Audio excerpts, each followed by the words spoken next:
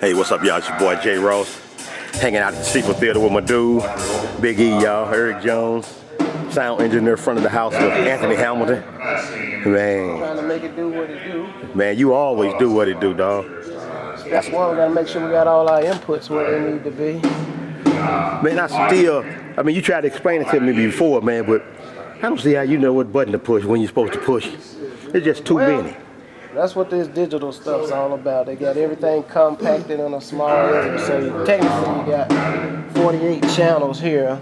We only use, we're up to like 40 channels right now. So layer A will be channel 1 through 24. The B layer is 25 through 48.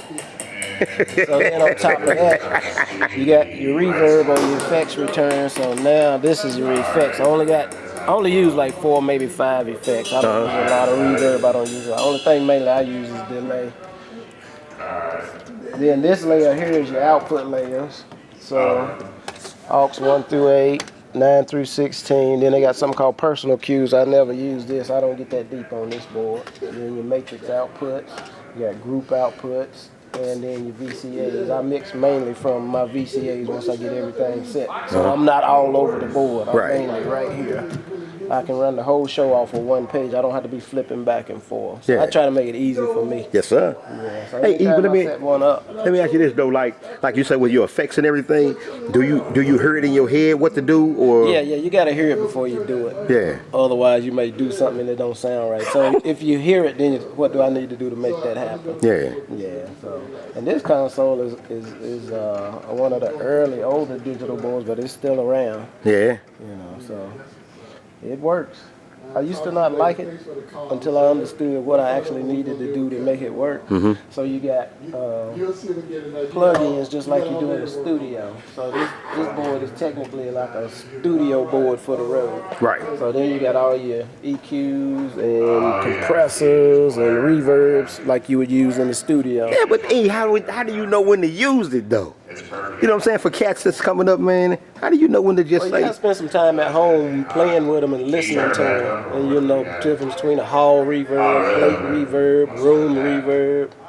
You know, so there's a lot of toys that you can get, but you gotta buy them. So my plug-in package, man, I think I've spent maybe about $2,000 buying them because you gotta buy the license to use them. So that'll be on your thumb drive. Okay. You know, some guys got.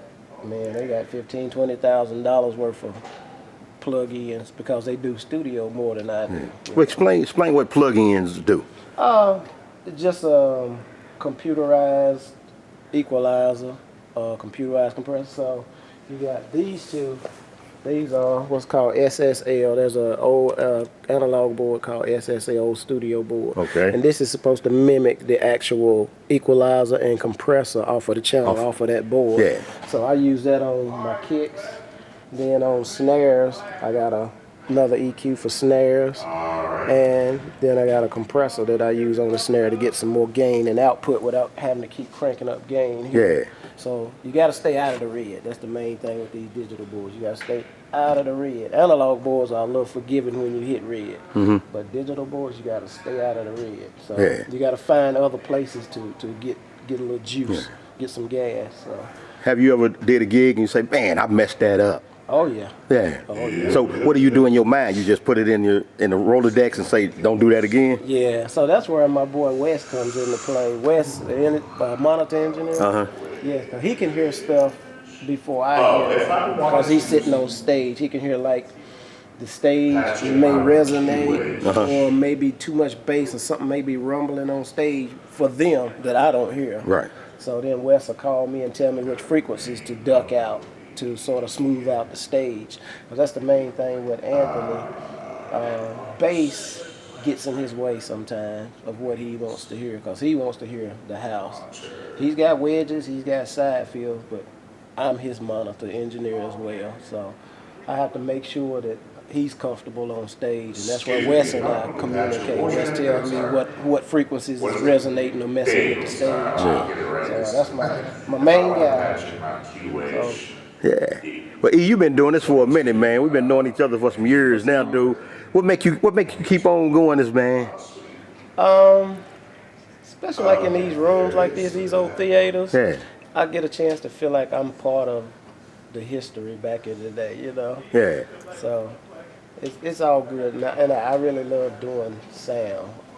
It I don't know, it puts me in another place. Yes, sir. Puts me in another place. Hey, y'all, that's Big E, man. That's what we call him in the Lou. Eric Jones, y'all, in town, hitting with Anthony Hamilton tonight at the Steeple Theater.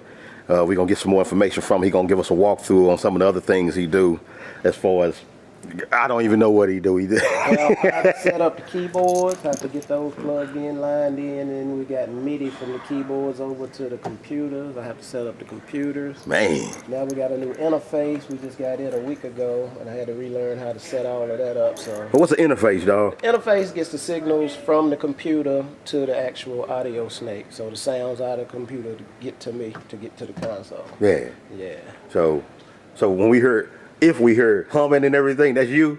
sometimes. All right, y'all, that's E. We gonna holler at him in a little while. This your boy J. Ross. We 10 million strong and we gone. Peace. Peace.